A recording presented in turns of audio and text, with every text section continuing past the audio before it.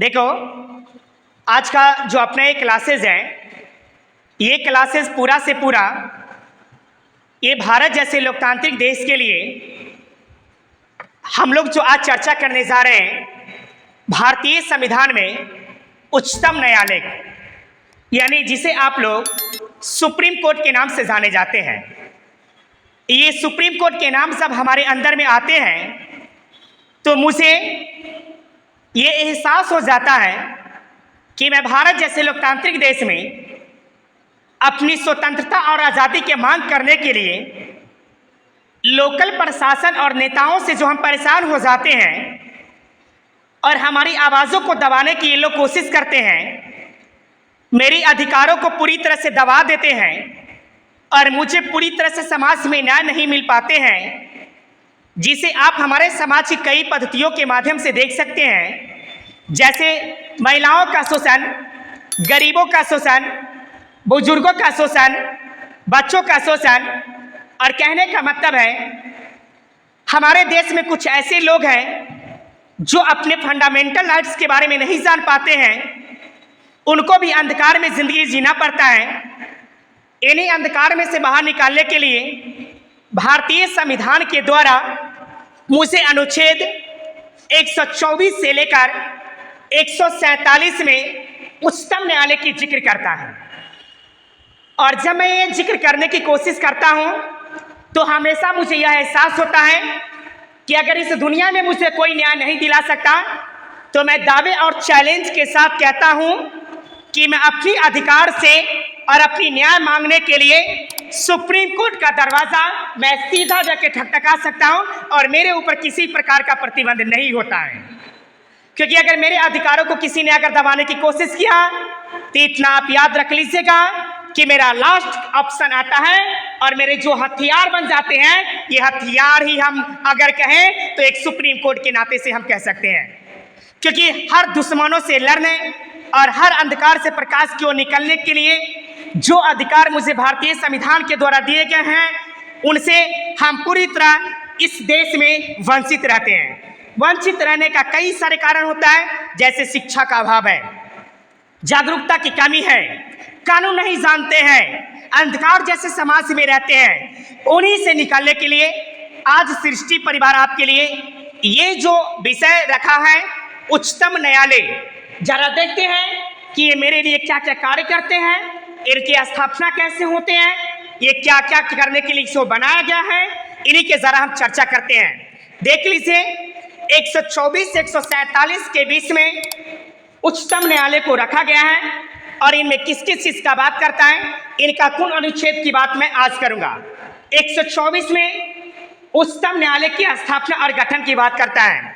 आप इस बात को ना भूलें कि भारतीय संविधान जो मुझे अधिकार दिए हैं, उन अधिकार में पूरी तरह से ये इस बात को लिख दिए हैं कि 124 में उच्चतम न्यायालय की स्थापना कैसे होंगे, इनके गठन कैसे होंगे, इनके तमाम जानकारियां को उसमें रखे गए हैं। इनके बाद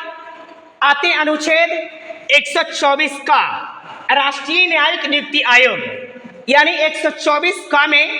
राष्ट्रीय न्यायिक नियुक्ति आयोग की बात की जाती है। इसके अलावा 124 ख में आयोग की कार्य, यानी जो आयोग बनेंगे इनकी क्या कार्य होंगे, कैसे करेंगे, जांच पड़ताल कैसे करेंगे, उनमें क्या क्या चीज को रखा जाएगा, निर्वाहन कैसे होंगे, मूल्यांकन कैसे होंगे, लोगों को न्याय कैसे मिलेंगे, अंधकार से प्रकाश को निकालने की कोशिश कैसे किया जाएंगे, ये तमाम चीजों का जिक्र किस में किया जाता है, यानी 124 ख में इन बातों को पूरी तरह से रख दिया गया है। इसके बाद 124 का संसद की कानून बनाने की शक्ति, यानी कहने का मतलब है कि जिन कानून को पूरी तरह से भारतीय समाज के अंतर्गत लागू किया जाता है, क्रियान्वयन किया जाता है, मूल्यांकन किया जाता है, उनको संसद से पारित कराना पड़ता है। उन्हीं के बारे में इस अनुच्छेद में पूरी तरह से उनको ये शक्ति दी है कि आप कानून को बना सकते हैं, मूल्यांकन कर सकते हैं, क्रियान्वयन कर सकते हैं और भारत जैसे लोकतांत्रिक देश में आप आसान तरीके से इसे प्रसारित करके लागू करा सकते हैं, जो लोगों की सुरक्षा और उनकी समृद्धि के साथ साथ सार्वभौमिक विकास करने की बात करता है। उसके बाद जरा देख लेते हैं 125 में न्यायाधीशों की वेतन आदि। देख लो, बहुत सारे लोग परेशान रहते हैं कि उच्चतम न्यायालय के जो न्यायाधीश होते हैं इनकी वेतन क्या होते हैं, इनकी भत्ते क्या मिलते हैं। अरे बेवकूफ इंसान, आपने भारतीय संविधान ने आपको सच्ची दे रखा है, जरा अंधकार से प्रकाश की ओर तो निकल के देखो। देखो उनकी वेतन और भत्ते की बात किसमें किया जाता है, 125 आर्टिकल में जिक्र किया जाता है। 126 में देख लो, कार्यकारी मुख्य न्यायमूर्ति की नियुक्ति। जरा देख लीजिए इनका नियुक्ति कैसे होंगे, किस परिस्थिति में होंगे, कैसे करेंगे, इन सारे चीज का जिक्र किसमें किया जाता है। यानी कहने का मतलब है कि इसके बाद देख लेते हैं 127